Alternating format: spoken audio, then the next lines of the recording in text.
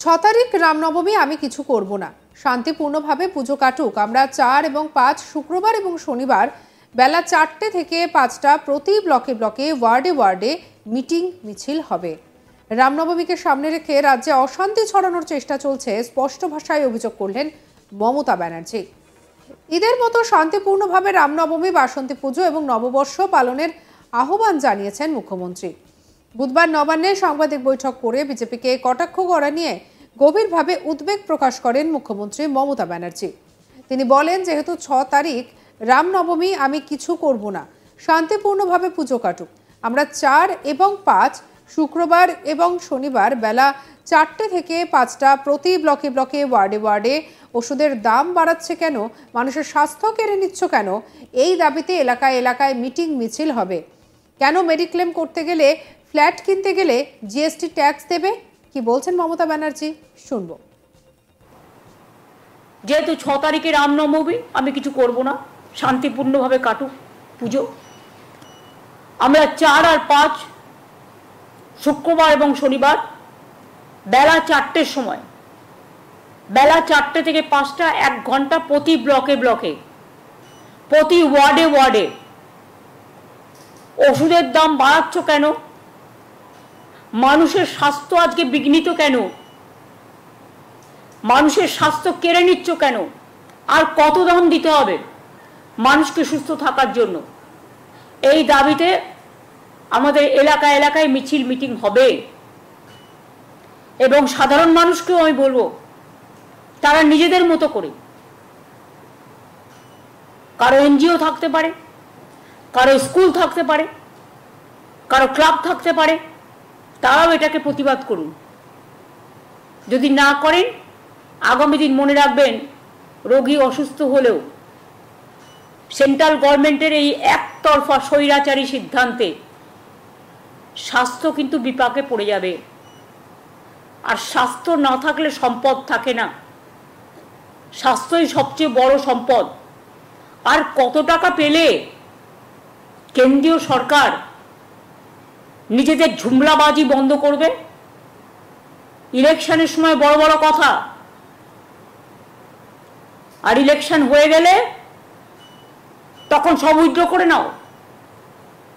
কেন জিএসটিতে, মেডিক্লেমে জিএসটি দিতে হবে? কিসের জন্য? কেন মানুষকে একটা ফ্ল্যাট কিনতে গেলে জিএসটি দিতে হবে? কেন হেইরেতে জিএসটি ট্যাক্স নেই, কেন জিরেতে জিএসটি ট্যাক্স থাকবে? কোথায় যাবে সাধারণ মানুষ, গরিব মানুষ? স্বাস্থ্য না দিয়ে, স্বাস্থ্য আমাদের সম্পদ, চিকিৎসা করবে কোথা থেকে মানুষ? এই ওষুধগুলো যখন ডক্টর প্রেসক্রাইব করবে,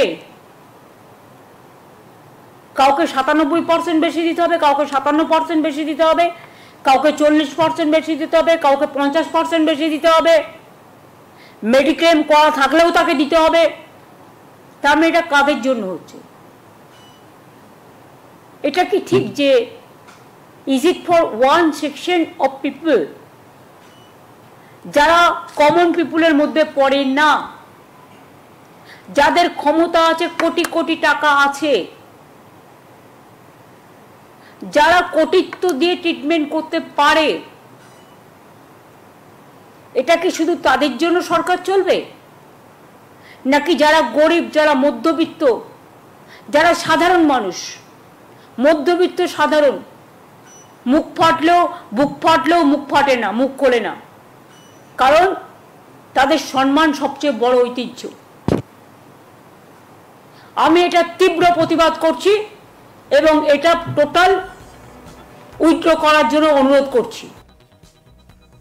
একই সঙ্গে তিনি বলেন, আমাদের সংবিধান আমরা মানি, আগে সংবিধানকে শ্রদ্ধা করো, তারপরে কারোর অধিকারকেরও। ধর্ম যার যার, উৎসব কিন্তু সবার।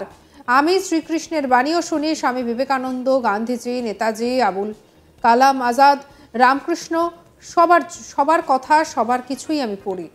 এই কথা, একই কথা, কর্ম যার, ধর্ম তার।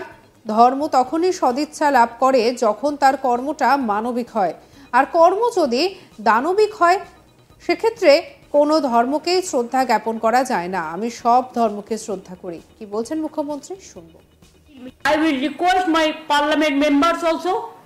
They are fighting for walk up today because the Jumla party is only one point program to divide the country, and they believe only divide and rule policy, what we don't. আমাদের constitution আমরা মানি। আগে কনস্টিটিউশনকে শ্রদ্ধা করো, তারপরে কারো অধিকার কেড়ো। কনস্টিটিউশনকে শ্রদ্ধা না করে মনে রাখবেন, ধর্ম যার যার আপনার, উৎসব কিন্তু সবার। এবং পরিষ্কার আমি বলছি, আমি কিন্তু শ্রীকৃষ্ণের বাণীও শুনি, স্বামী বিবেকানন্দও পড়ি, নেতাজিও পড়ি, গান্ধীজিও পড়ি, আম্বেদকরও পড়ি, আবুল কালাম আজাদও পড়ি, রামকৃষ্ণও পড়ি। একই কথা, কর্ম যার ধর্ম তার।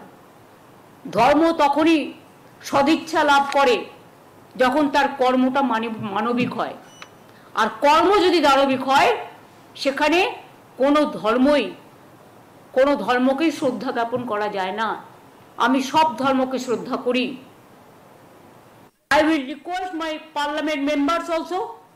They are fighting for walk up today.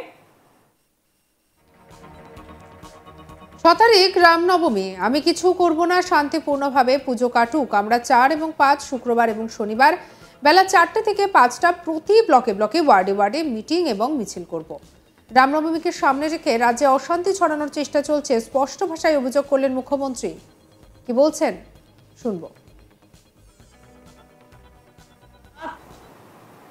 যেহেতু 6 তারিখে রামনবমী, আমি কিছু করব না, শান্তিপূর্ণভাবে কাটুক পুজো। আমরা 4 আর 5 শুক্রবার এবং শনিবার বেলা 4টের সময়, বেলা 4টে থেকে 5টা 1 ঘন্টা প্রতি ব্লকে ব্লকে, প্রতি ওয়ার্ডে ওয়ার্ডে। ওষুধের দাম বাড়াচ্ছ কেন? মানুষের স্বাস্থ্য আজকে বিঘ্নিত কেন? মানুষের স্বাস্থ্য কেড়ে নিচ্ছ কেন? আর কত দাম দিতে হবে মানুষকে সুস্থ থাকার জন্য? এই দাবিতে আমাদের এলাকায় এলাকায় মিছিল মিটিং হবে। এবং সাধারণ মানুষকেও আমি বলবো, তারা নিজেদের মতো করে, কারো এনজিও থাকতে পারে, কারো স্কুল থাকতে পারে, কারো ক্লাব থাকতে পারে, তারাও এটাকে প্রতিবাদ করুন।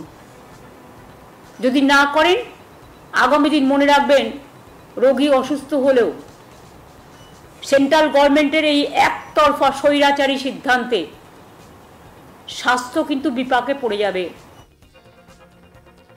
সঙ্গে রাখুন আজ তাক বাংলার ইউটিউব চ্যানেলকে। আরও অন্যান্য খবরের জন্য লাইক করুন, শেয়ার করুন, সাবস্ক্রাইব করুন, হোয়াটসঅ্যাপে ফলো করতে ভুলবেন না।